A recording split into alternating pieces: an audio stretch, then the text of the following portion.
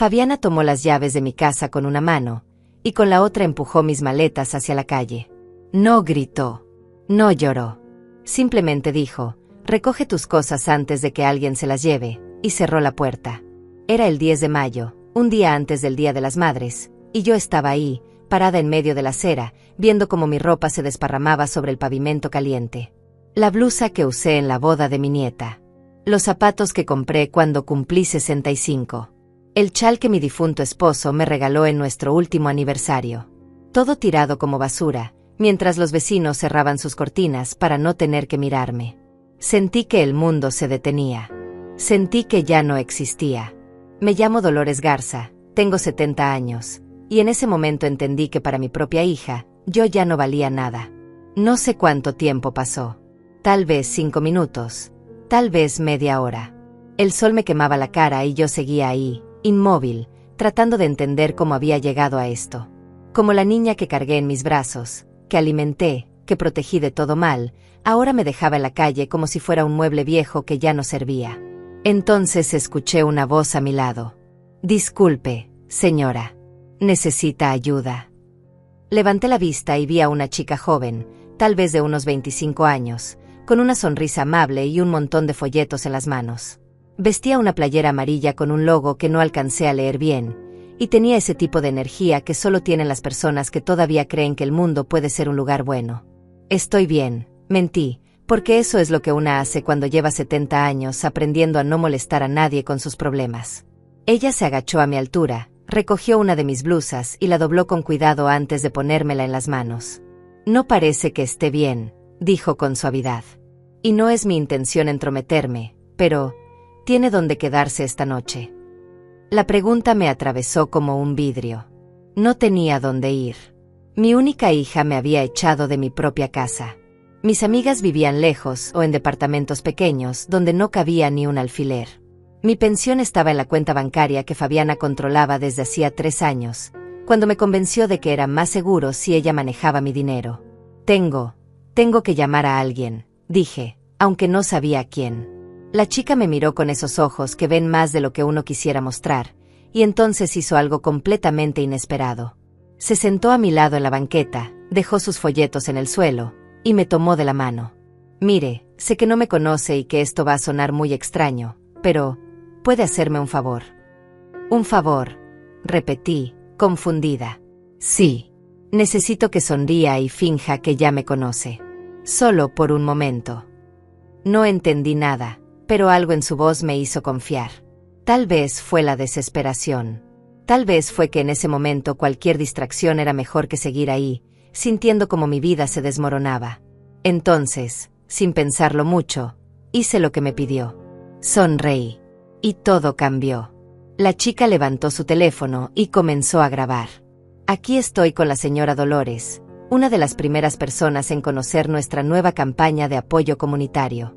Señora, cuéntenos, ¿cómo se siente de ser parte de esto? No tenía idea de qué estaba hablando, pero seguí el juego.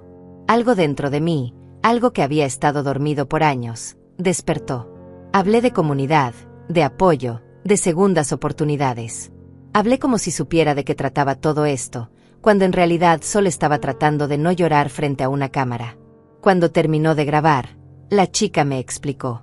Se llamaba Emilia Flores y trabajaba para una organización que estaba lanzando una campaña sobre vivienda digna para adultos mayores. Necesitaban testimonios reales, caras reales, historias reales. Y yo, sin saberlo, acababa de convertirme en el rostro de su campaña. No se preocupe por sus cosas, me dijo mientras guardaba su teléfono. Voy a ayudarle a recoger todo y la llevaré a un lugar seguro. Conozco un albergue que... No, la interrumpí. La palabra salió de mi boca con más fuerza de la que esperaba. No voy a un albergue. No era orgullo. Era dignidad. Toda mi vida había trabajado, había levantado a mis hijos, había cuidado de mi esposo hasta su último aliento, había pagado impuestos, había sido una ciudadana responsable. No iba a terminar en un albergue porque mi hija decidió que ya no me necesitaba. Emilia me miró con respeto. No con lástima, sino con respeto. Entonces venga conmigo a la oficina. Podemos hablar, tomar un café, y buscar opciones. ¿Le parece? Asentí. Recogimos mis cosas entre las dos, metimos todo de vuelta en las maletas, y caminamos hacia su auto. Antes de subir, volteé a ver la casa. Mi casa. La que había comprado con el dinero del seguro de vida de mi esposo. La que había decorado, limpiado, mantenido durante años. Fabiana estaba en la ventana del segundo piso, mirándome. Nuestros ojos se encontraron por un segundo, y en ese segundo vi algo que me heló la sangre: satisfacción. Ella estaba satisfecha de verme ir. Subí al auto de Emilia y no volteé atrás.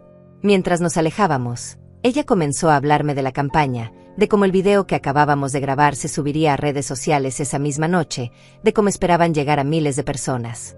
Yo asentía sin escuchar realmente, porque mi mente estaba en otro lugar. Estaba pensando en cómo había llegado hasta ahí. ¿En qué momento dejé que mi hija tomara control de mi vida? ¿En qué momento dejé de ser Dolores Garza, la mujer que levantó una familia, para convertirme en un estorbo que había que sacar de en medio? Llegamos a una oficina pequeña pero acogedora en el centro de la ciudad. Emilia me ofreció agua, café, un lugar donde sentarme. Había otras personas ahí, todos jóvenes, todos trabajando en computadoras, todos moviéndose con ese propósito que tienen las personas que creen estar cambiando el mundo. Señora Dolores, dijo Emilia mientras se sentaba frente a mí. Sé que esto es mucho para procesar, pero quiero que sepa algo. El video que grabamos va a ayudar a muchas personas. Y también puede ayudarla a usted, si me deja. ¿Cómo?, pregunté con la voz quebrada. Bueno, para empezar, necesitamos que firme un permiso para usar su imagen. Y a cambio, le pagaremos $3,000 por su participación en la campaña. $3,000. Era más de lo que mi pensión me daba en 6 meses. Era libertad. Era una oportunidad de empezar de nuevo. ¿Y qué tengo que hacer?, pregunté, todavía sin creer lo que estaba escuchando. Solo ser usted misma. Contar su historia. Aparecer en algunos eventos si se siente cómoda. Nada más. Firmé los papeles sin pensarlo 2 veces. Y mientras lo hacía, sentí algo que no había sentido en años: esperanza. Esa noche, Emilia me llevó a un hotel modesto pero limpio. Pagó la habitación por una semana y me dio su número de teléfono. Llámeme si necesita cualquier cosa, dijo antes de irse. Y revise su teléfono mañana. El video ya está en línea. Me quedé sola en esa habitación de hotel, sentada en la orilla de la cama, mirando mis maletas en el suelo. Por primera vez en todo el día, lloré. Lloré por la humillación, por el dolor, por los años perdidos tratando de ser la madre perfecta para una hija que nunca me valoró. Pero también lloré porque algo había cambiado. No sabía qué era exactamente, pero lo sentía. Como si el universo, después de años de ignorarme, finalmente hubiera volteado a verme. A la mañana siguiente desperté con la luz del sol colándose por las cortinas del hotel. Por un momento, solo un segundo, olvidé dónde estaba. Pensé que seguía en mi cama, en mi casa, que todo había sido una pesadilla. Pero entonces vi las maletas en el suelo y la realidad me golpeó como una ola fría. Me levanté despacio, con las rodillas quejándose como siempre lo hacían por las mañanas, y me acerqué al espejo del baño. La mujer que me devolvió la mirada tenía 70 años bien vividos, arrugas que contaban historias, y ojos cansados que habían visto demasiado. Pero había algo más. Algo que no estaba ahí el día anterior. Una chispa. Pequeña, casi invisible, pero ahí estaba. Recordé lo que Emilia me había dicho. Revise su teléfono mañana. Busqué mi celular entre mis cosas. Era un modelo sencillo, de esos que Fabiana me había comprado diciéndome que era suficiente para alguien de mi edad, aunque yo sabía perfectamente cómo usar redes sociales. De hecho, antes de que ella empezara a controlar todo en mi vida, yo tenía Facebook, compartía fotos de mis flores, comentaba en los grupos de mi iglesia, mandaba mensajes de buenos días a mis amigas por WhatsApp. Pero hace 2 años, Fabiana me convenció de que eliminara todo. Mamá, a tu edad es peligroso estar en Internet. Hay muchos estafadores. Lo dijo con tanta preocupación falsa que yo le creí. Borré mis aplicaciones, dejé de hablar con mis contactos, me aislé poco a poco. Ahora, sentada en la orilla de esa cama de hotel, volví a descargar Facebook. Mi usuario seguía ahí, dormido pero no muerto. Cuando entré, tenía 400 notificaciones. 400. El corazón me dio un vuelco. ¿Qué había pasado? Entonces vi el video. El que Emilia había grabado conmigo el día anterior. Ya tenía 80.000 reproducciones, 3.000 comentarios, y había sido compartido más de 5.000 veces. Esta señora es un ejemplo de dignidad. ¿Alguien sabe quién es? Quiero ayudarla. Me recordó a mi abuela. Gracias por compartir esto. ¡Qué valentía! Necesitamos más historias como esta. Los comentarios seguían y seguían. Personas de México, de Colombia, de España, de Estados Unidos. Todos reaccionando a ese momento que yo había vivido sin entender realmente qué estaba pasando. En el video, yo hablaba de segundas oportunidades, de no rendirse, de encontrar fuerza incluso cuando todo parece perdido. Me vi a mí misma en esa pantalla y casi no me reconocí. Porque la mujer que hablaba ahí no parecía la misma que había sido expulsada de su casa. Parecía alguien más fuerte. Alguien que yo había olvidado que podía ser. Mi teléfono sonó. Era Emilia. Señora Dolores, ¿ya vio el video? Sí, respondí, todavía en shock. No entiendo qué pasó. Pasó que su historia tocó a las personas correctas en el momento correcto. El video se volvió viral durante la noche. Tenemos medios de comunicación preguntando por usted, organizaciones que quieren apoyarla, y... Hizo una pausa, una productora de televisión que quiere invitarla a su programa el próximo lunes.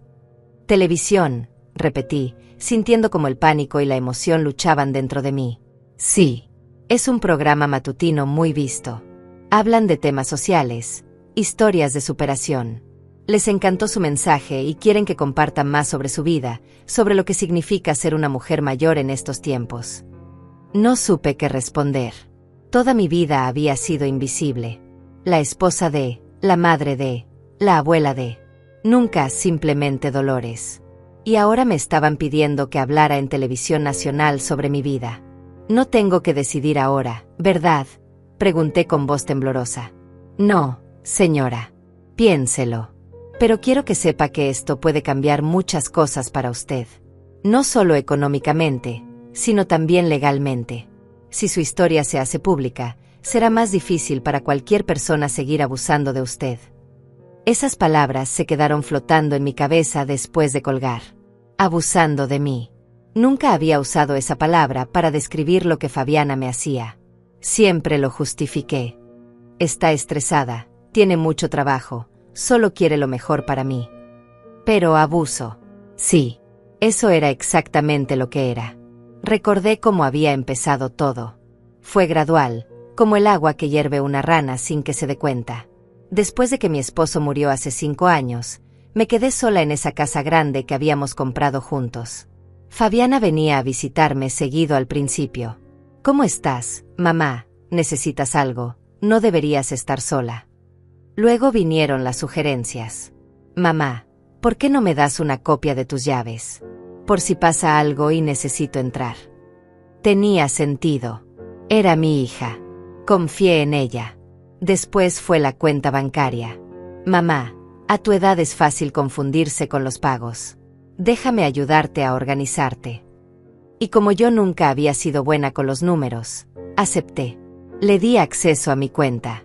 Nunca imaginé que usaría ese acceso para controlar cada centavo que yo gastaba. $50 en el salón de belleza. ¿Mamá? No es mucho. ¿Para qué necesitas ropa nueva si casi no sales? Esa crema que compraste podías conseguirla más barata en otro lugar. Poco a poco, dejé de comprar lo que quería. Dejé de ir al salón.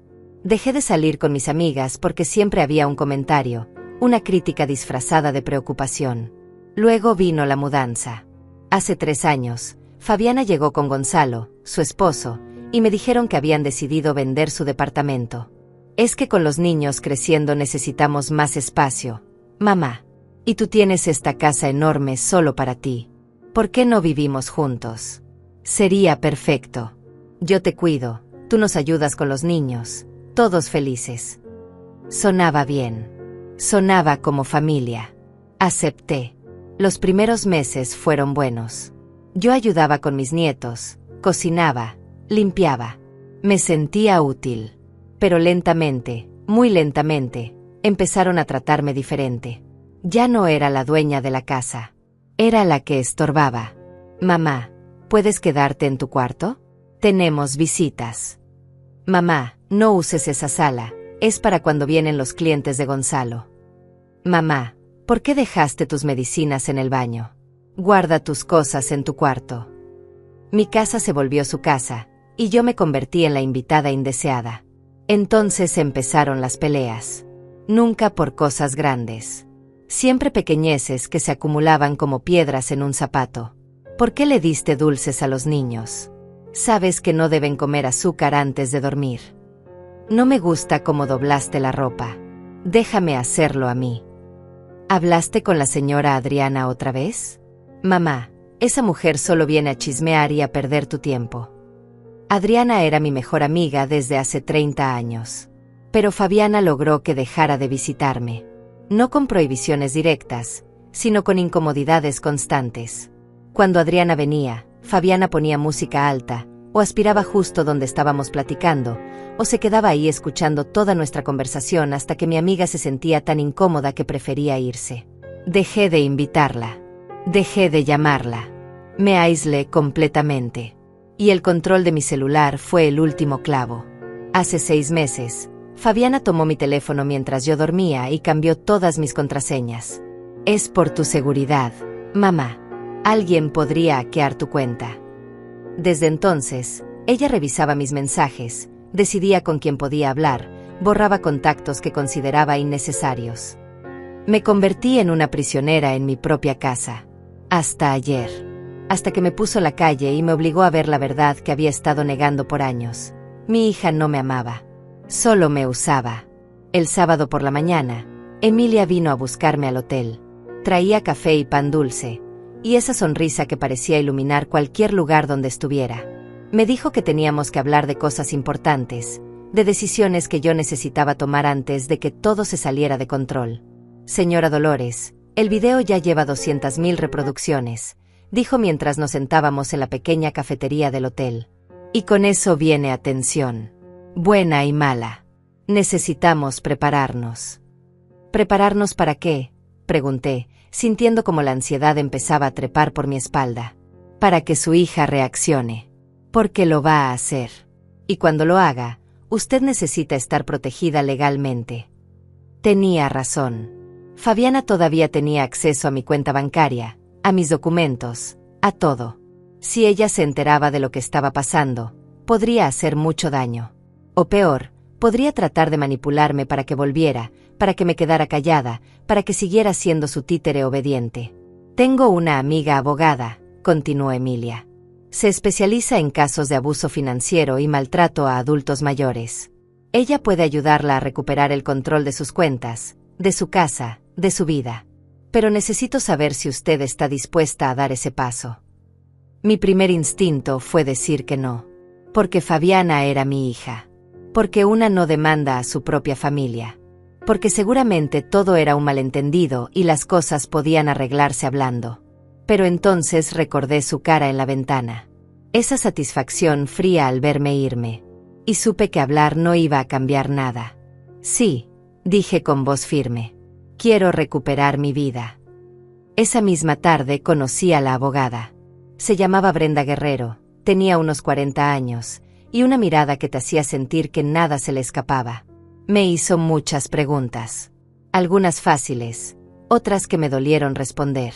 ¿Cuándo fue la última vez que usted vio un estado de cuenta de su pensión? Hace 3 años. Su hija le pedía permiso antes de usar su dinero. Al principio sí, después ya no. ¿Alguna vez la amenazó con quitarle el acceso a sus nietos si usted no hacía lo que ella quería? Esa pregunta me rompió. Porque sí. Fabiana lo había hecho muchas veces. Si sigues insistiendo con eso, mamá, ya no vas a poder ver a los niños. Eso es lo que quieres. Y yo siempre cedía. Siempre. Brenda tomó notas de todo. Me explicó que lo que Fabiana había hecho tenía nombre: abuso financiero, coerción emocional y posiblemente hasta fraude. Me dijo que podíamos iniciar un proceso legal para recuperar mi casa, mi dinero y mi autonomía, pero que no iba a ser fácil. Su hija va a pelear, me advirtió. Va a decir que usted está confundida, que está siendo manipulada por otras personas, que ella solo estaba cuidándola. Va a usar cada arma emocional que tenga. ¿Está lista para eso? No lo estaba, pero dije que sí de todos modos. Lo primero que hicimos fue ir al banco. Brenda me acompañó y exigió hablar con el gerente. Le expliqué la situación, que mi hija tenía acceso a mi cuenta sin mi consentimiento actual, que yo quería recuperar el control total de mi dinero, que necesitaba cambiar todas las contraseñas y quitar cualquier autorización que hubiera firmado. El gerente, un hombre de unos 50 años con lentes gruesos, me miró con algo que parecía compasión mezclada con incomodidad. Señora Garza, entiendo su situación, pero su hija tiene un poder notarial sobre sus cuentas. Usted lo firmó hace 3 años. Lo firmé porque ella me dijo que era solo por seguridad, respondí, sintiendo como la frustración me apretaba la garganta. No sabía que iba a usarlo para controlarme. Brenda intervino con voz profesional y firme. Un poder notarial puede ser revocado en cualquier momento si la persona que lo otorgó está en pleno uso de sus facultades mentales. La señora Garza está perfectamente lúcida y tiene todo el derecho de recuperar el control de sus finanzas. Después de casi 2 horas de papeleos, firmas y llamadas al departamento legal del banco, lo logramos.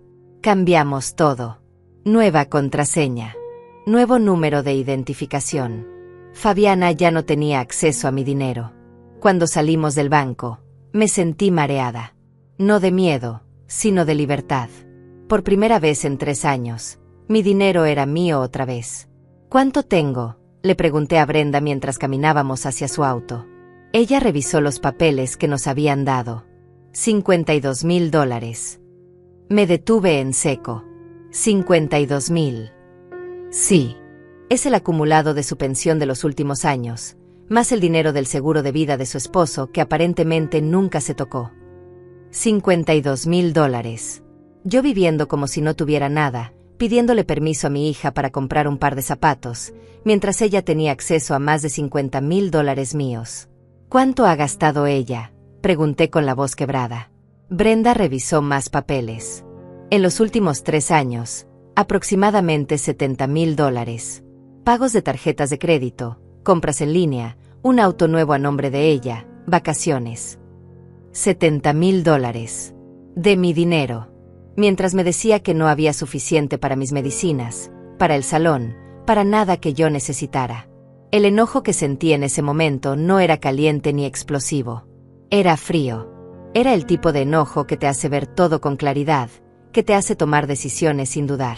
Quiero demandarla, dije. Brenda asintió. Podemos hacer eso. Pero primero necesitamos más evidencia.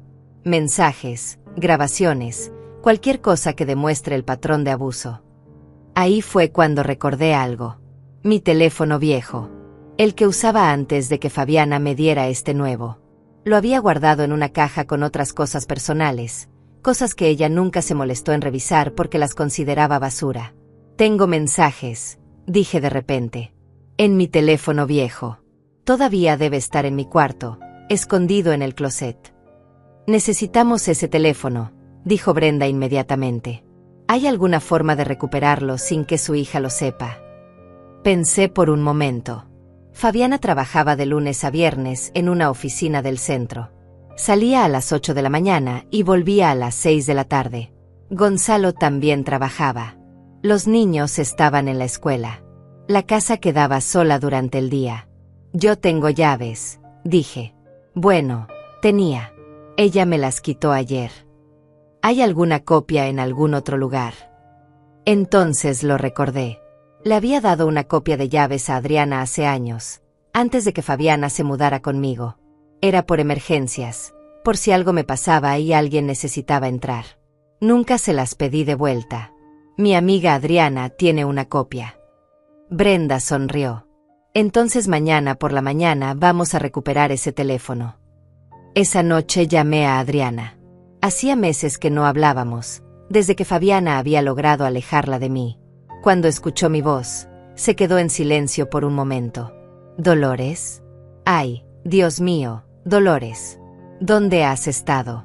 He estado tan preocupada. Llamé 1000 veces y tu teléfono decía que el número ya no existía. Fui a tu casa y tu hija me dijo que estabas de viaje, pero algo no se sentía bien. Adriana, necesito que me escuches, la interrumpí. No tengo mucho tiempo para explicar todo, pero necesito tu ayuda. ¿Todavía tienes las llaves de mi casa? Sí, ¿por qué? Le conté todo. La expulsión, el video, la abogada, el plan de recuperar mi teléfono. Adriana escuchó en silencio, y cuando terminé, solo dijo, mañana a las 9 de la mañana paso por ti. Y Dolores, nunca debí dejarte sola. Perdóname. No tienes nada que perdonar, respondí con lágrimas en los ojos. Tú no hiciste nada malo. Al día siguiente, domingo por la mañana, Adriana llegó puntual. Trajo a Brenda, quien insistió en acompañarnos por si había algún problema legal. Las 3 nos subimos al auto y manejamos hacia mi casa. Cuando llegamos, el auto de Fabiana no estaba. Perfecto. Adriana abrió la puerta con las llaves y entramos como ladronas en lo que técnicamente seguía siendo mi propia casa. Todo estaba igual. Los muebles que yo había comprado, las cortinas que yo había cosido, las fotos en las paredes de momentos que yo había vivido. Pero ya no se sentía como mi hogar. Se sentía como un museo de una vida que ya no me pertenecía. Subí las escaleras hacia mi cuarto. Adriana y Brenda se quedaron abajo vigilando. Abrí el closet y busqué en la caja del fondo, esa que tenía etiquetada recuerdos viejos. Ahí estaba. Mi teléfono viejo, con su carcasa rosa desgastada y la pantalla rayada. Lo encendí. Todavía tenía batería. Y ahí estaban. Cientos de mensajes de Fabiana de hace años, cuando la manipulación apenas comenzaba. Los mensajes en ese teléfono viejo eran una cronología perfecta de cómo mi hija me había convertido en su prisionera. Empezaban suaves, casi amorosos, y poco a poco se volvían más controladores, más crueles, más reveladores de sus verdaderas intenciones. Mamá, mejor no vayas a la reunión del grupo de la iglesia. Acuérdate que te cansas mucho y luego te duele la espalda. Mamá, le dije a Adriana que estabas ocupada. Es que siempre que viene se queda hasta tarde y tú necesitas descansar. Mamá, revisé tu cuenta y gastaste demasiado este mes. Vamos a tener que ser más cuidadosas con el dinero. Mamá, encontré tu celular tirado en la sala. A tu edad es fácil perder las cosas. Mejor yo lo guardo por ti. Cada mensaje era una cadena más. Una libertad menos. Un pedazo de mí que desaparecía. Pero los mensajes más recientes eran peores. Esos ya no fingían preocupación. Eran órdenes directas, amenazas disfrazadas de consejos, crueldad pura. Si sigues quejándote, mamá, voy a tener que considerar un asilo. Es por tu propio bien. No sé qué te pasa últimamente. Estás muy difícil. Los niños ya no quieren estar contigo cuando te pones así. El dinero de tu pensión apenas alcanza para mantenerte aquí. Deberías estar más agradecida. Guardé el teléfono en mi bolso con manos temblorosas. Brenda tenía razón. Esto era evidencia sólida. Esto demostraba el patrón de abuso, la manipulación sistemática, el control absoluto. Bajamos las escaleras rápido y salimos de la casa. Justo cuando Adriana cerraba la puerta con llave, escuchamos un auto acercarse. Era Fabiana. Había vuelto antes de lo esperado. Rápido, al auto, susurró Brenda. Pero ya era tarde. Fabiana nos había visto. Salió de su auto con la cara descompuesta, caminando hacia nosotras con pasos furiosos. ¿Qué hacen aquí? ¿Cómo entraron a mi casa? Es mi casa, Fabiana, dije con voz más firme de lo que esperaba. Y Adriana tiene llaves desde hace años. ¿Tu casa? Se rió con esa risa falsa que yo conocía tan bien. Mamá, esta casa la mantengo yo. Tú no tienes cómo pagarla. Y ahora vienes con estas personas ¿a qué? A robar. A recuperar lo que es mío, respondí. Fabiana me miró como si no me reconociera. Y probablemente no me reconocía. Porque la mujer que tenía enfrente ya no era la mamá sumisa que ella podía controlar con una frase o una mirada. ¿Sabes qué, mamá? Haz lo que quieras. Total, Ya te estoy manteniendo hace años de todos modos. Si quieres irte, vete. Pero no vengas después a pedirme ayuda cuando estés viviendo en la calle. No voy a vivir en la calle, dije con calma. Y en cuanto a mantenerte, creo que tenemos conceptos muy diferentes de quién mantiene a quién. Vi cómo su cara cambiaba. Pasó de la prepotencia a la confusión. ¿De qué hablas? Hablo de los $70,000 que gastaste de mi cuenta en los últimos 3 años. Hablo del poder notarial que usaste para controlarme. Hablo de todo, Fabiana. Su rostro palideció. Abrió la boca, pero no salió nada. Por primera vez en años, mi hija no tenía que decir. Ah, y para que lo sepas, continué, ya recuperé el control de mis cuentas. Ya no tienes acceso a mi dinero. Y tengo una abogada. Así que si quieres hablar de quién mantiene a quién, podemos hacerlo en la corte. Nos subimos al auto y nos fuimos. En el espejo lateral vi a Fabiana parada en la entrada de la casa, inmóvil, procesando lo que acababa de pasar. Durante el camino de regreso, Adriana me tomó la mano. Estoy orgullosa de ti, dijo con lágrimas en los ojos. Nunca pensé que vería el día en que le plantaras cara. Yo tampoco.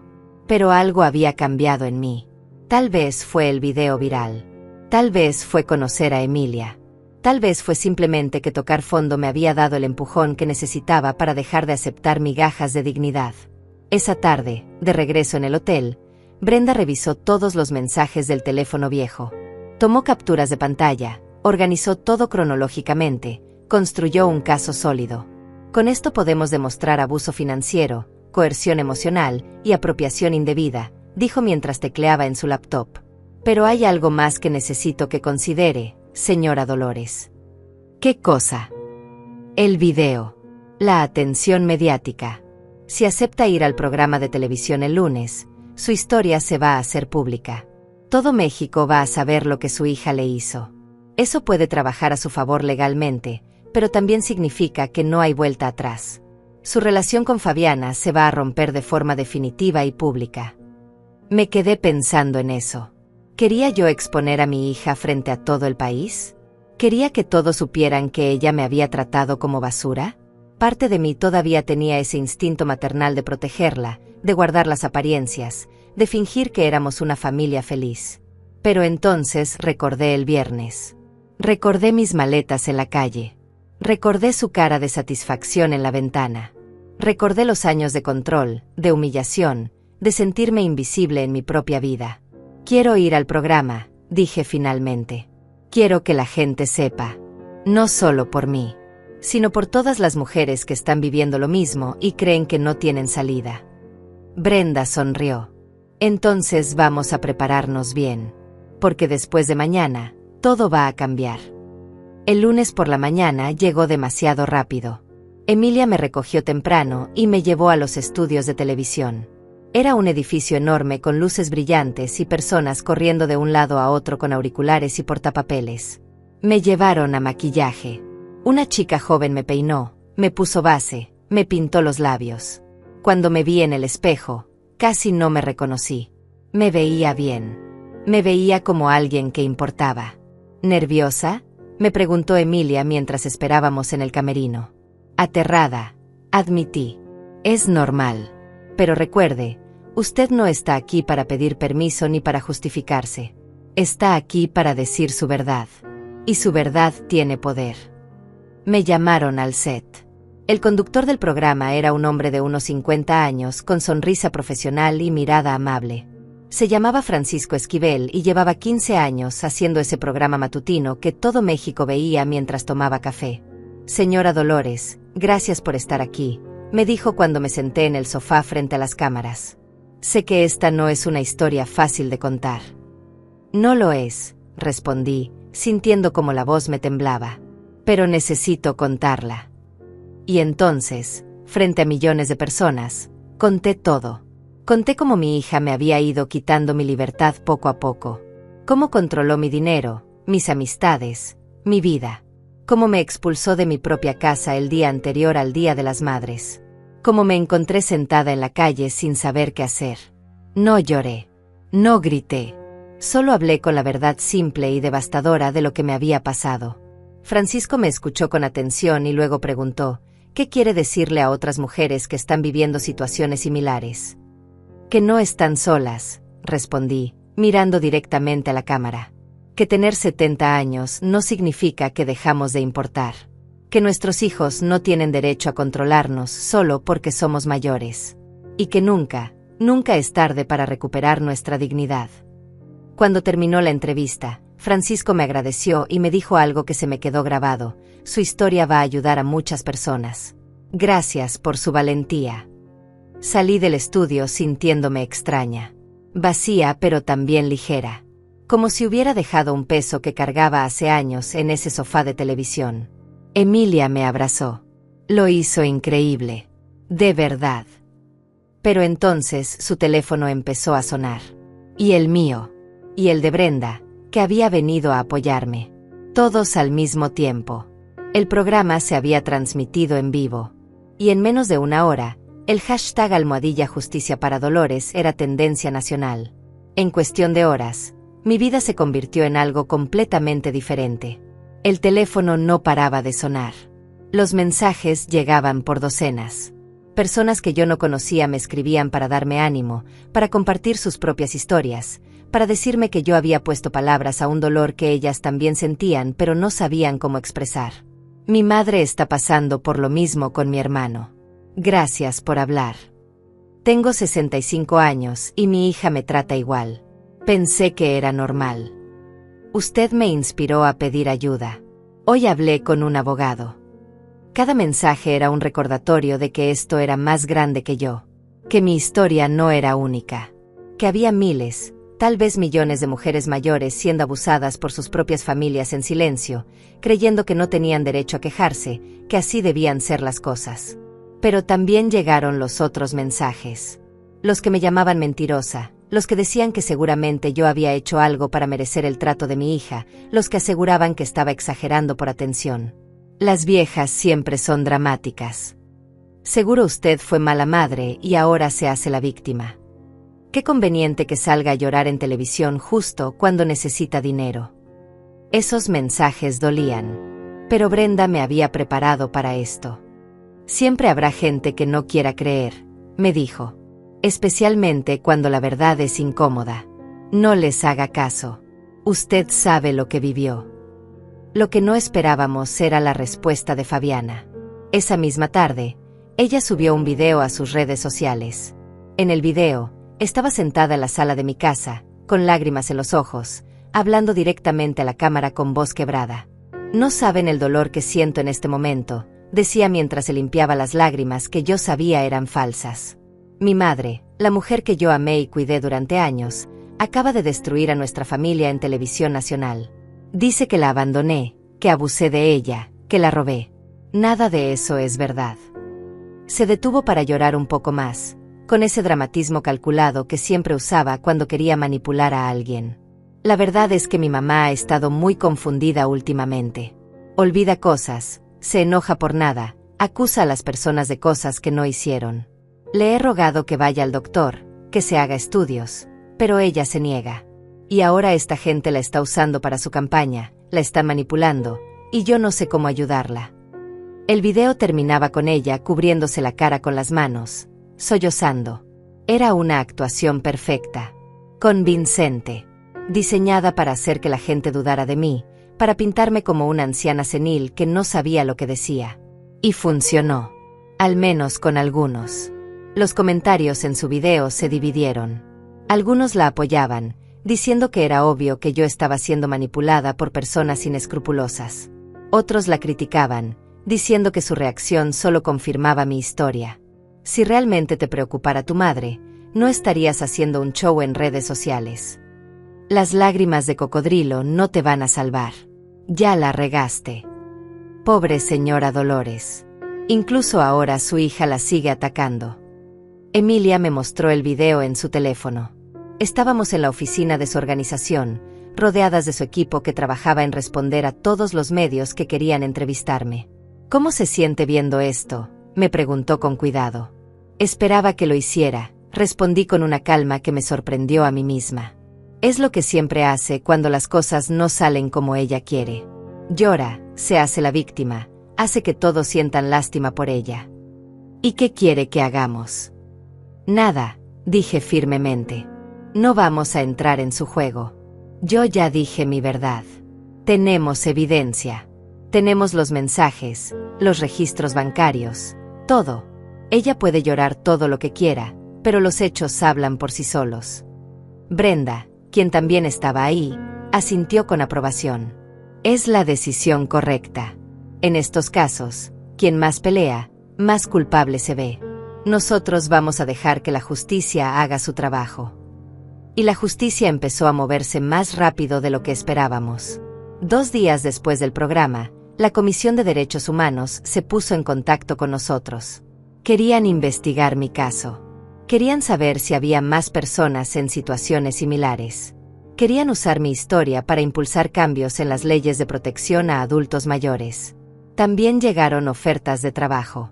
Organizaciones que defendían los derechos de las personas mayores me pedían que fuera su vocera. Empresas querían que apareciera en sus campañas publicitarias. Un programa de radio me ofreció un segmento semanal para hablar sobre temas de la tercera edad.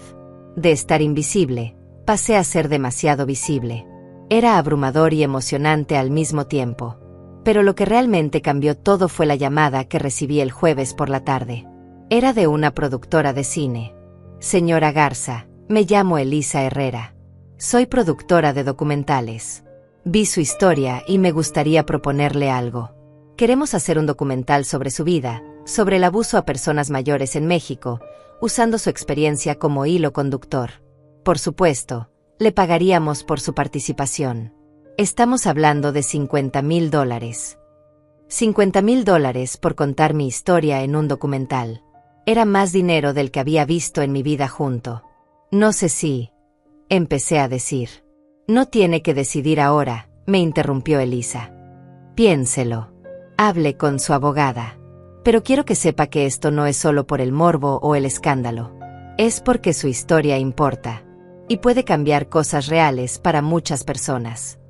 Esa noche, en mi cuarto de hotel, me quedé mirando el techo sin poder dormir. Todo estaba pasando tan rápido. Hace una semana estaba sentada en la banqueta con mis maletas, sin saber qué hacer con mi vida. Y ahora tenía abogada, ofertas de trabajo, propuestas de documentales, y cientos de miles de personas siguiendo mi historia. Era como si hubiera estado dormida durante años y de repente alguien me hubiera despertado con una sacudida violenta. Mi teléfono sonó. Era un mensaje de un número desconocido. Por un momento pensé en no abrirlo, pero la curiosidad pudo más. Mamá, por favor. Necesitamos hablar. Sé que estás enojada, pero somos familia. No dejes que estas personas destruyan lo que tenemos. Te amo. Fabiana. Leí el mensaje 3 veces. Busqué la manipulación detrás de las palabras. Estas personas, como si yo no tuviera capacidad de pensar por mí misma. Destruyan lo que tenemos, como si hubiera algo que destruir. Te amo. Las palabras más vacías que puede decir alguien que nunca demostró ese amor con acciones. No respondí. Solo bloqueé el número. Al día siguiente, viernes, exactamente una semana después de que me pusieran en la calle, Brenda me citó en su oficina. Tenía noticias. La investigación de la Comisión de Derechos Humanos encontró irregularidades en el manejo de su dinero, me dijo con una sonrisa. Y el banco está cooperando completamente. Tenemos registros de cada transacción que su hija hizo con su cuenta. Viajes a Cancún, compras de ropa de marca, pagos de tarjetas de crédito con saldos enormes. Todo con su dinero. ¿Y eso qué significa?, pregunté, aunque ya sabía la respuesta. Significa que tenemos un caso sólido para demandarla por fraude y apropiación indebida. Podemos recuperar todo lo que ella gastó indebidamente. Y más importante, podemos asegurar que recupere su casa. Mi casa. La casa está a su nombre, señora Dolores. Siempre lo estuvo. Su hija nunca tuvo ningún derecho legal sobre ella. Usted puede recuperarla cuando quiera. Solo necesitamos una orden judicial para que ella y su familia desalojen. Esas palabras se sintieron como un peso saliendo de mi pecho. Mi casa. Mi hogar. Podía recuperarlo. ¿Cuánto tiempo toma eso?, pregunté. Con la atención mediática que tiene su caso, y con la evidencia que tenemos, yo diría que 1 mes. Máximo 2. 1 mes. En 1 mes podría volver a mi casa, a mi vida, a mi espacio. Pero entonces pensé en algo. ¿Realmente quería volver ahí? A ese lugar lleno de recuerdos amargos, de años de humillación, de cada rincón gritándome todo lo que había perdido. ¿Y si no quiero la casa?, pregunté de repente. Brenda me miró sorprendida. No la quiere. Quiero venderla. Quiero empezar de nuevo en otro lugar. Un lugar que sea solo mío, sin fantasmas, sin dolor. Ella sonrió. Entonces eso haremos. Recuperamos la casa, la ponemos en venta, y usted comienza la vida que merece. El proceso legal comenzó oficialmente el lunes siguiente. Brenda presentó toda la documentación ante el juez, los registros bancarios, los mensajes del teléfono viejo, las declaraciones de testigos, todo organizado de forma impecable. La demanda era clara: fraude, apropiación indebida de fondos y abuso financiero contra un adulto mayor. La citación llegó a manos de Fabiana el martes por la tarde. Yo no estuve ahí para verlo, pero Adriana sí. Me contó que Fabiana salió de la casa gritando, con el papel arrugado en la mano, los ojos inyectados de rabia. Esto es una mentira. Mi madre está siendo manipulada. Voy a demostrar que todo esto es un montaje. Pero los gritos no cambian los hechos. Y los hechos estaban de mi lado. Mientras el proceso legal avanzaba, yo empecé a construir mi nueva vida. Acepté la propuesta del documental con Elisa. Firmé un contrato para aparecer en la campaña de una organización de derechos de adultos mayores. Empecé a dar pláticas en centros comunitarios sobre cómo reconocer el abuso financiero y emocional. Cada vez que contaba mi historia, veía las mismas caras en el público. Mujeres mayores que asentían con lágrimas en los ojos, que se acercaban después para abrazarme y susurrar: eso mismo me pasa a mí. Y yo les decía lo que nadie me había dicho cuando lo necesitaba: no tienes que aguantarlo. Mereces respeto. Mereces dignidad. El dinero empezó a llegar. Los $3,000 iniciales de la campaña con Emilia. Los $50,000 del documental, que me pagaron por adelantado en parcialidades. $5,000 por una serie de apariciones en programas de televisión. Otros 2,000 por un artículo que escribí para una revista sobre envejecimiento digno. Por primera vez en mi vida, tenía dinero que era completamente mío. Que yo había ganado. Que nadie podía quitarme. Renté un departamento pequeño pero luminoso en una zona tranquila de la ciudad. 2 habitaciones, una sala con ventanales grandes, una cocina donde podía cocinar sin que nadie me criticara cómo cortaba las verduras. Era mío. Solo mío. Adriana me ayudó a decorarlo. Fuimos juntas a comprar muebles, cortinas, plantas, cosas nuevas, sin historia, sin recuerdos dolorosos. Cada objeto que elegía era una declaración de independencia. ¿Te gusta este sillón?, me preguntaba Adriana. A mí me gusta, respondía yo. Y eso era suficiente. No tenía que preguntarle a nadie más. No tenía que justificar mis decisiones. Solo tenía que vivir. Pero la paz no duró mucho. Fabiana empezó su contraataque. Primero fueron las redes sociales. Subió más videos llorando, hablando de cómo yo la había abandonado a ella, de cómo ella había sacrificado su vida para cuidarme y ahora yo la traicionaba. Publicó fotos viejas de nosotras juntas, de cuando ella era niña, tratando de crear una narrativa de hija devota destruida por madre malagradecida. Sus amigas la apoyaban en los comentarios. Pobre Fabi, después de todo lo que hiciste por ella. Tu mamá está claramente confundida. No te preocupes, la verdad siempre sale a la luz. Pero cada vez que ella subía algo, mis seguidores respondían. Porque yo ya no estaba sola. Tenía miles de personas que habían visto mi entrevista, que conocían mi historia, que no se dejaban engañar por lágrimas falsas. Los registros bancarios no mienten, Fabiana. Si tanto la querías, ¿por qué la pusiste en la calle?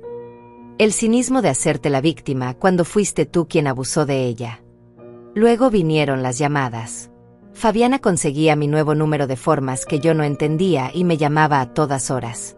Yo nunca contestaba, pero ella dejaba mensajes de voz largos, a veces llorando, a veces gritando, a veces usando a mis nietos como arma emocional. Mamá, los niños te extrañan. Preguntan por ti todos los días. ¿Cómo puedes hacerles esto? Mamá, estás destruyendo a esta familia por dinero. Eso es lo que papá hubiera querido. Mamá, si no retiras la demanda, nunca vas a volver a ver a tus nietos. Eso es lo que quieres. Cada mensaje era un intento de manipulación diferente. Pero yo ya había aprendido a reconocerlos. Ya no funcionaban. Brenda me aconsejó guardar todos los mensajes. Esto solo fortalece nuestro caso, me dijo. Demuestra el patrón de coerción y amenazas. La audiencia preliminar estaba programada para el 1 de junio, exactamente un mes después del Día de las Madres. Brenda me preparó durante semanas. Me hizo practicar cómo responder preguntas, cómo mantener la calma, cómo no dejarme provocar. Fabiana va a tratar de hacerte enojar, me advirtió. Va a decir cosas hirientes. Va a llorar. Va a actuar. Pero tú solo tienes que decir la verdad con calma. El juez va a ver quién es quién. El día de la audiencia llegó con un sol brillante y un calor sofocante. Me puse un vestido sencillo pero elegante que había comprado con mi propio dinero. Me arreglé el cabello. Me miré en el espejo y vi a una mujer diferente de la que había sido hace un mes. Más fuerte. Más segura. Más yo. Brenda pasó por mí temprano. Adriana insistió en acompañarnos para apoyo moral. Emilia también vino, junto con un equipo pequeño que documentaría todo para el documental. Cuando llegamos al juzgado, había periodistas afuera. Mi historia se había vuelto tan pública que hasta los medios querían cubrir la audiencia. Las cámaras se encendieron cuando bajé del auto. Señora Dolores, ¿cómo se siente? ¿Qué espera de esta audiencia? ¿Ha hablado con su hija? No respondí ninguna pregunta. Solo caminé con la cabeza en alto hacia la entrada del edificio. Adentro, en la sala de espera, la vi. Fabiana estaba sentada con Gonzalo y un abogado que seguramente le había costado una fortuna que no tenía. Cuando nuestros ojos se encontraron, ella se levantó como si fuera a acercarse. Pero Brenda se interpuso. Sin contacto, por favor, le dijo al abogado de Fabiana. Así lo ordenó el juez. Fabiana se quedó ahí parada, mirándome con una mezcla de rabia y algo que podría haber sido dolor. Por un segundo, solo un segundo, la vi como la niña que había sido. Mi hija. La bebé que cargué, que alimenté, que amé con todo mi ser. Pero entonces recordé sus palabras. Ya cumpliste tu papel, mamá. Y el momento pasó. Nos llamaron a la sala. El juez era un hombre mayor, de unos 60 años, con esa mirada que dice que ha visto demasiadas familias destruirse frente a él. Nos pidió sentarnos y comenzó a revisar los documentos. Este es un caso de presunto fraude y abuso financiero, dijo con voz neutra. La demandante, la señora Dolores Garza, alega que su hija, Fabiana Garza, utilizó un poder notarial para apropiarse indebidamente de fondos por un monto aproximado de $70,000 en un periodo de 3 años. Escuchar la cifra en voz alta en esa sala oficial la hizo más real. $70,000. Mi dinero. Mi futuro. Gastado en caprichos de ella. El abogado de Fabiana se levantó. Su señoría, mi clienta niega todos los cargos. La señora Garza padece de confusión mental relacionada con la edad. Los fondos utilizados fueron para el cuidado y manutención de la señora, así como para el mantenimiento de la propiedad donde ambas residían. ¿Tienen evidencia médica de esta supuesta confusión mental?, preguntó el juez. Estamos en proceso de obtenerla, su señoría. O sea que no tienen, dijo el juez con un tono que dejaba clara su opinión sobre ese argumento. Brenda se levantó y presentó nuestra evidencia. Los registros bancarios con cada transacción detallada. Los mensajes del teléfono mostrando el patrón de manipulación y control. Las declaraciones de Adriana y otras testigos. El video de mi entrevista en televisión donde claramente demostré estar en pleno uso de mis facultades mentales. El juez revisó todo en silencio. El único sonido en la sala era el pasar de las páginas y el ruido del aire acondicionado. Finalmente, levantó la vista. Señora Fabiana Garza, ¿tiene algo que decir en su defensa? Fabiana se levantó. Tenía los ojos rojos, como si hubiera estado llorando toda la mañana. Cuando habló, su voz temblaba. Su señoría, yo amé a mi madre. Todo lo que hice fue por su bien. Ella estaba sola, deprimida después de que murió mi papá. Yo la acogí en mi casa, la cuidé, me aseguré de que tuviera todo lo que necesitaba. Pero usted utilizó $70,000 de su cuenta, interrumpió el juez. Fabiana tragó saliva. Por primera vez desde que la conocía, la vi sin palabras, sin ese arsenal de respuestas preparadas que siempre tenía para todo. Se quedó ahí parada, abriendo y cerrando la boca como un pez fuera del agua. Ese dinero se usó para la casa, para los gastos, para unas vacaciones en Cancún por valor de $8,000, la interrumpió el juez leyendo directamente de los documentos. ¿Para un auto nuevo de $25,000 registrado a su nombre? Para compras en tiendas de lujo por miles de dólares cada mes. Cada pregunta era como una piedra cayendo. Vi cómo Fabiana se encogía con cada una.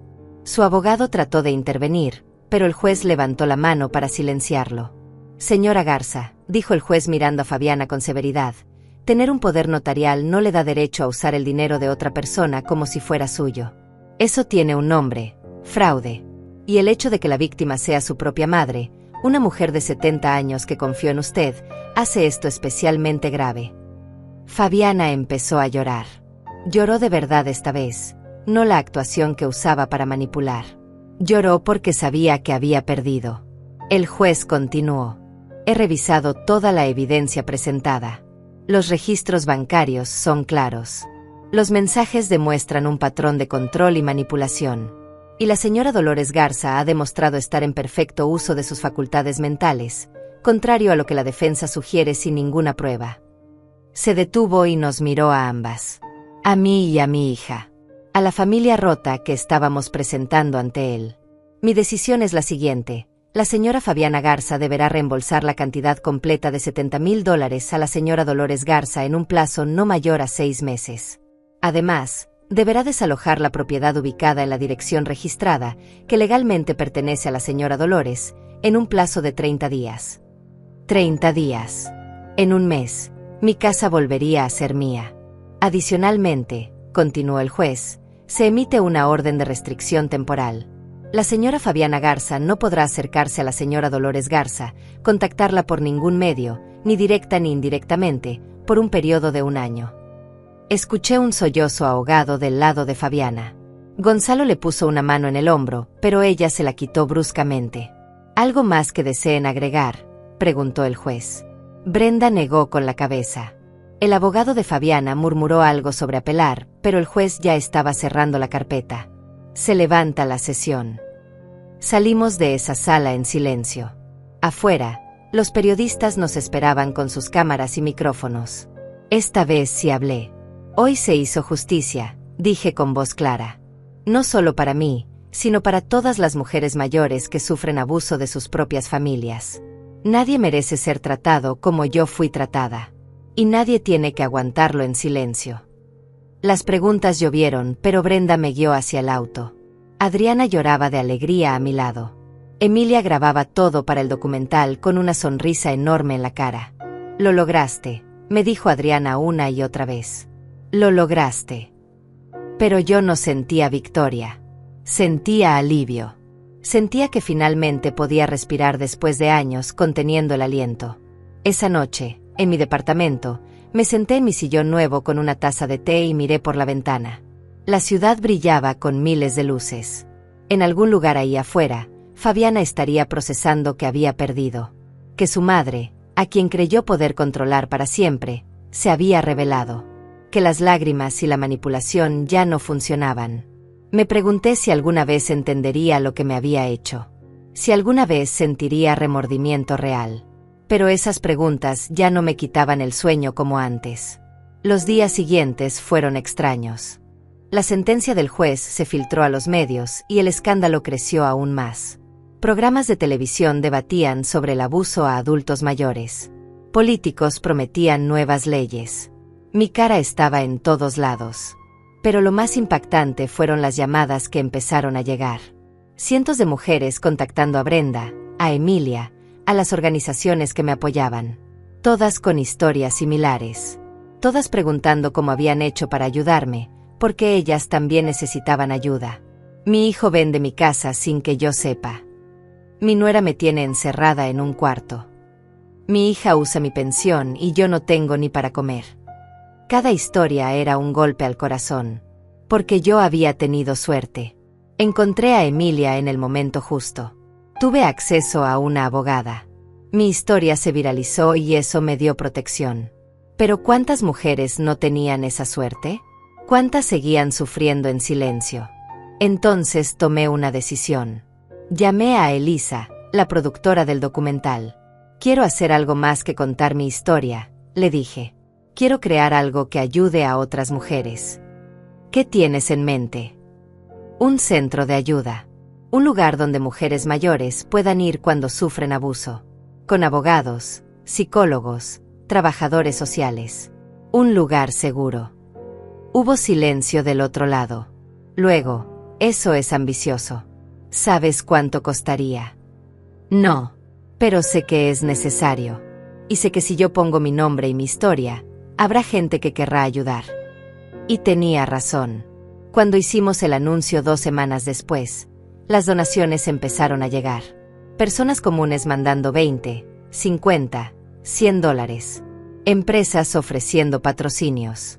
El gobierno de la ciudad ofreciendo un espacio.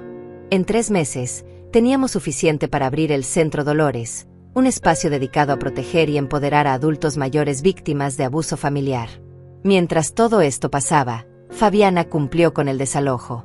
No la vi el día que sacó sus cosas de mi casa. Brenda se encargó de supervisar todo.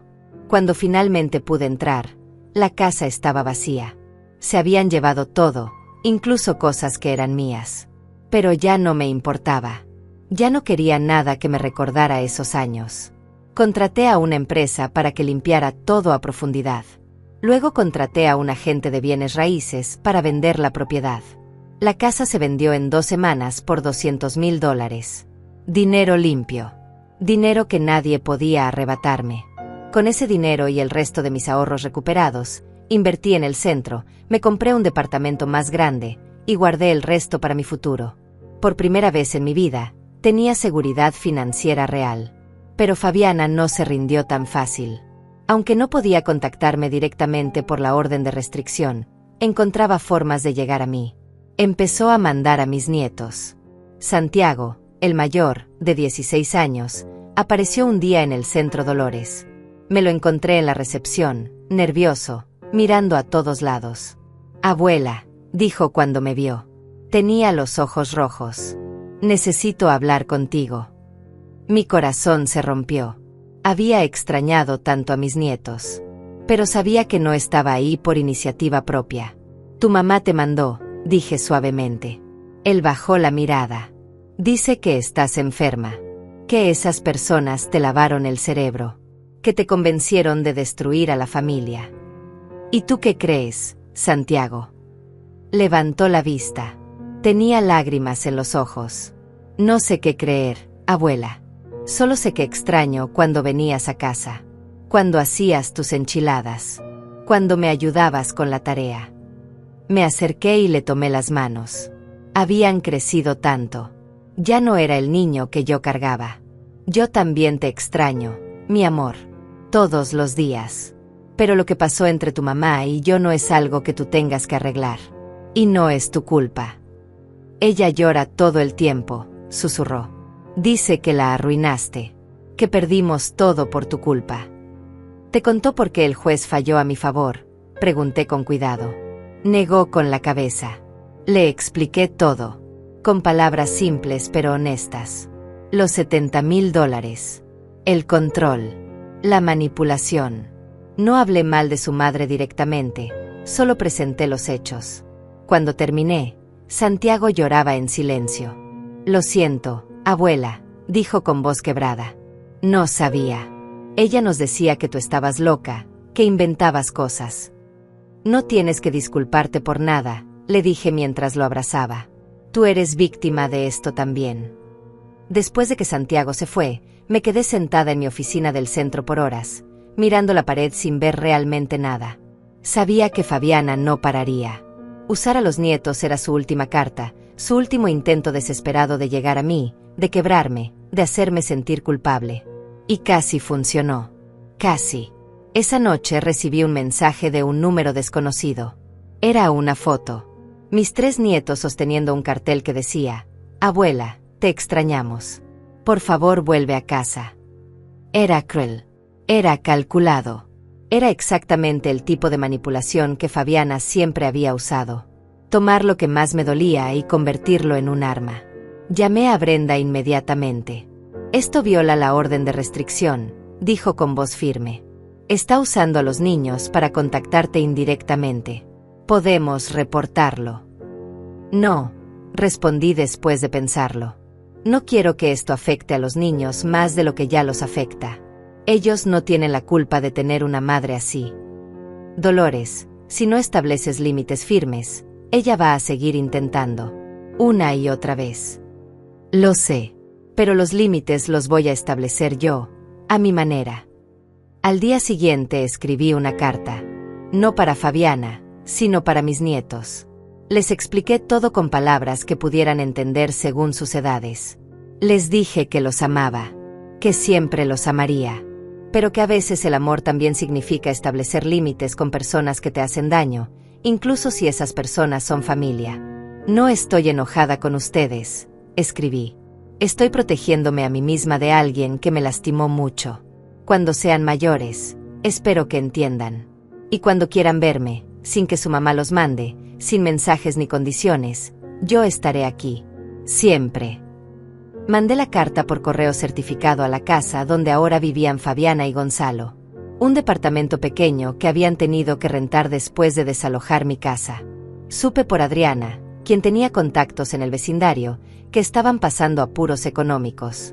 El estilo de vida que llevaban con mi dinero ya no era sostenible. Las semanas pasaron. Julio llegó con calor sofocante y lluvias torrenciales. El Centro Dolores abrió oficialmente sus puertas.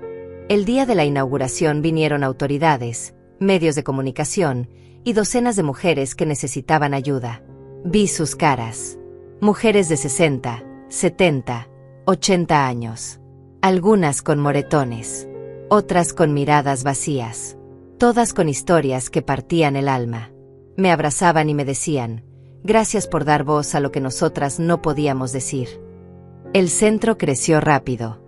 En 2 meses habíamos ayudado a más de 100 mujeres. Algunas solo necesitaban asesoría legal. Otras necesitaban refugio temporal. Todas necesitaban que alguien les dijera que no estaban locas, que no exageraban, que lo que vivían tenía un nombre y que había salida. Contraté a un equipo completo: 3 abogadas, 2 psicólogas, una trabajadora social y personal administrativo. Yo iba todos los días. A veces solo a saludar, otras a dar pláticas sobre mi experiencia. Las mujeres me veían como una de ellas. Porque lo era. En agosto, el documental se estrenó en un festival de cine. Invisible, la historia de Dolores Garza se llamaba. Duraba 1:30 y contaba todo, desde el día que me pusieron en la calle hasta la apertura del centro. No ocultó nada. Mostró mis lágrimas, mis miedos, mi enojo, mi transformación. La noche del estreno, la sala estaba llena. Cuando las luces se encendieron al final, todos se pusieron de pie y aplaudieron. No solo por la película, sino por lo que representaba. Un grito colectivo de «ya basta» al abuso silencioso que tantas familias normalizaban. El documental ganó premios. Viajó a festivales internacionales. Netflix lo compró para distribuirlo globalmente. Mi historia llegó a millones de personas en todo el mundo. Recibí mensajes de mujeres en Argentina, España, Colombia, Estados Unidos. Todas diciéndome lo mismo: «Tu historia es mi historia». Con las ganancias del documental y las donaciones que seguían llegando, expandimos el centro. Abrimos una línea telefónica de ayuda las 24 horas. Creamos un programa de capacitación para enseñar a otras personas a identificar y prevenir el abuso a adultos mayores. Empezamos a trabajar con el gobierno para cambiar leyes. Fabiana vio todo esto desde lejos. Supe por Santiago, quien empezó a visitarme cada 2 semanas en secreto, que ella estaba furiosa. Que no podía creer cómo yo había salido ganando mientras ella perdía todo. Dice que la arruinaste, me contó Santiago un día mientras tomábamos café en mi departamento. Que todo era perfecto hasta que tú decidiste ser egoísta. ¿Y tú qué piensas?, le pregunté. Santiago, que ahora tenía 17 años y había madurado mucho en estos meses, suspiró. Creo que mi mamá tiene una forma muy conveniente de recordar las cosas. Yo era niño, pero no estaba ciego. Vi cómo te trataba, cómo te hablaba, cómo te ignoraba cuando necesitabas algo. Sus palabras me dieron más paz que cualquier sentencia judicial. En septiembre llegó la notificación.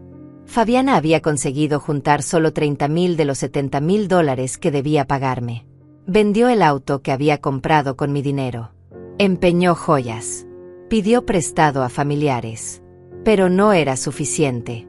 Brenda me llamó para discutir las opciones. Podemos exigir el pago completo. Embargar su salario. Seguir presionando hasta que pague hasta el último centavo. ¿Y si no lo hago?, pregunté. Disculpa. ¿Y si acepto los 30,000 y dejamos el resto? Brenda se quedó en silencio. Dolores, tienes todo el derecho legal de exigir el monto completo. Ella te robó $70,000. Lo sé, pero no necesito su dinero. Ya tengo suficiente. Y seguir presionándola no me va a devolver los años perdidos ni va a cambiar lo que pasó. Solo va a prolongar esto. ¿Estás segura? Porque una vez que aceptes menos, no puedes volver a demandar por la diferencia. Estoy segura. Firmamos los papeles. Fabiana pagó los $30,000 y quedó liberada de la deuda restante. No fue generosidad de mi parte. Fue liberación. Fue soltar la última cadena que nos ataba. Brenda me miró con algo parecido a admiración. No mucha gente haría lo que acabas de hacer. No lo hago por ella, expliqué. Lo hago por mí. Porque quiero seguir adelante sin cargar su peso. Pero Fabiana no lo vio así.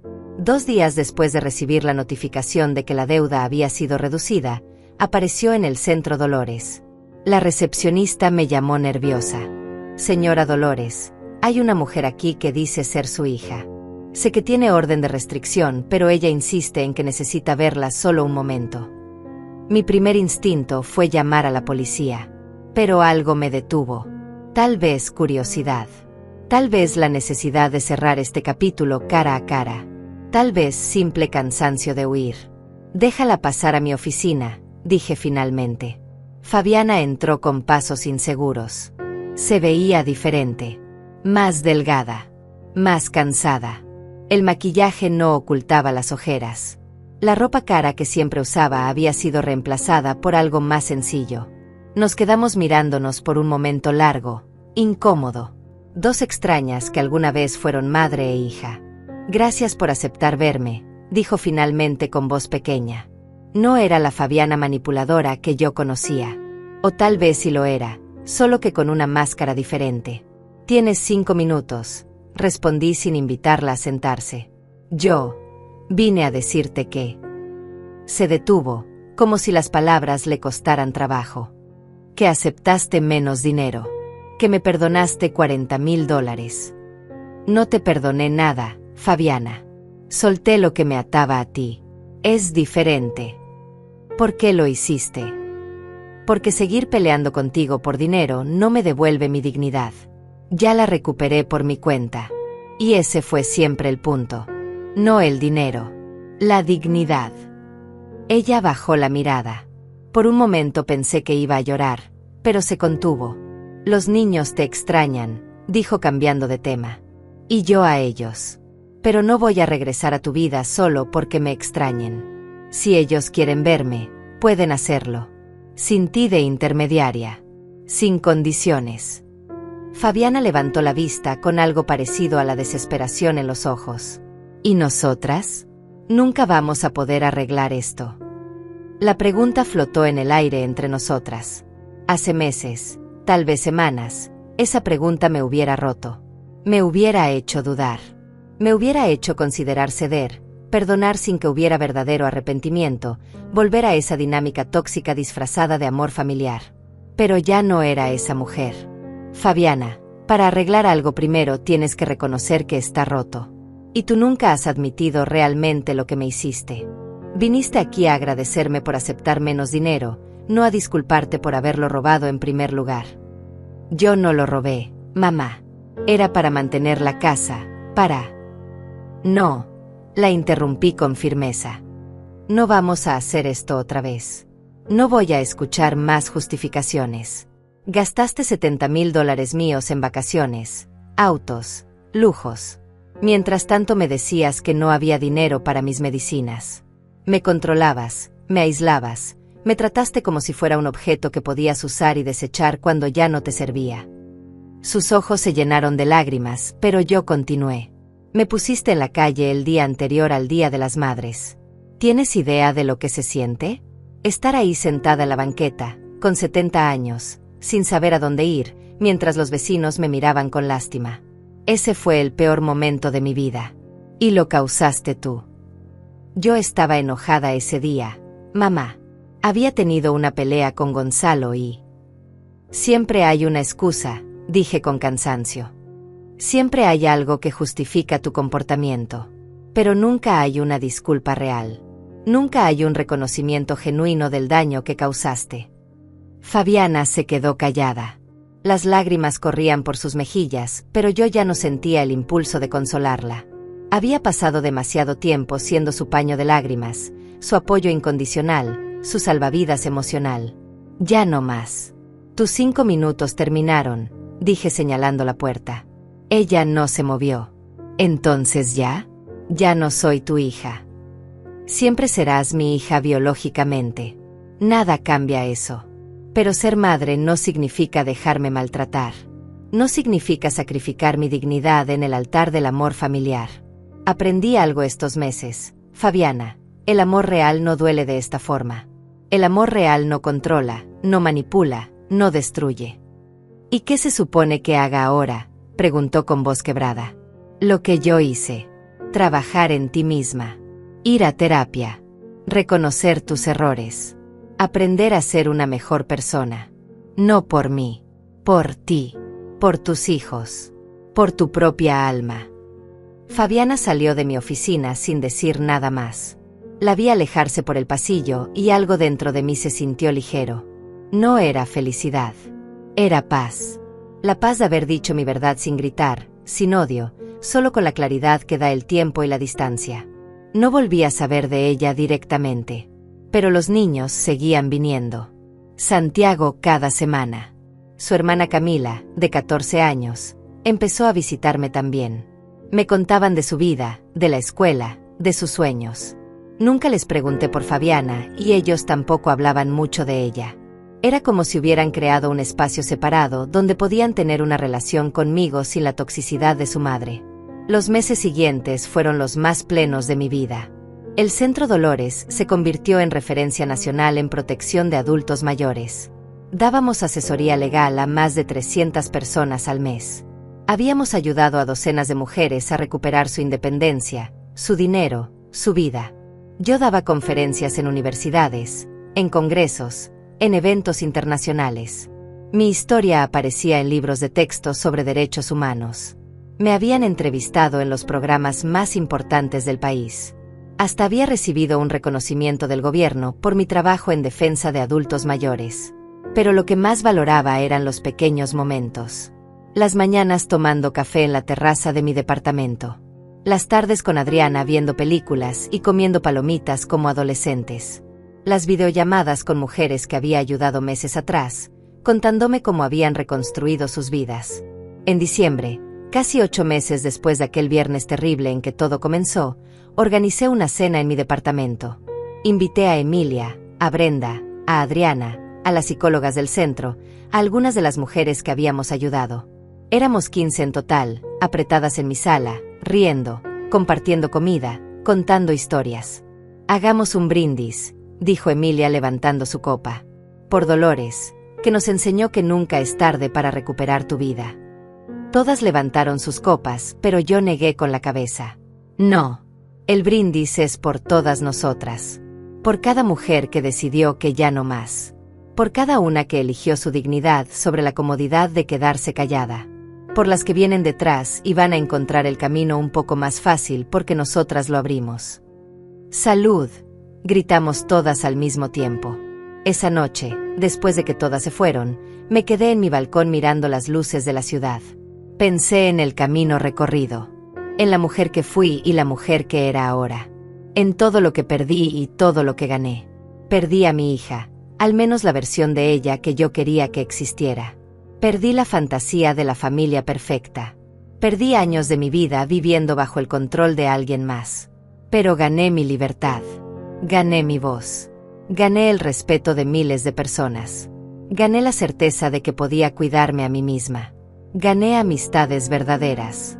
Gané un propósito que iba más allá de solo sobrevivir. Mi teléfono sonó. Era un mensaje de Santiago. Abuela, saqué 10 en mi examen de matemáticas. Gracias por ayudarme a estudiar la semana pasada. Te quiero. Sonreí. Los nietos seguían siendo parte de mi vida. Y eso era suficiente. Otra notificación llegó. Era del canal de YouTube donde habían subido mi entrevista original.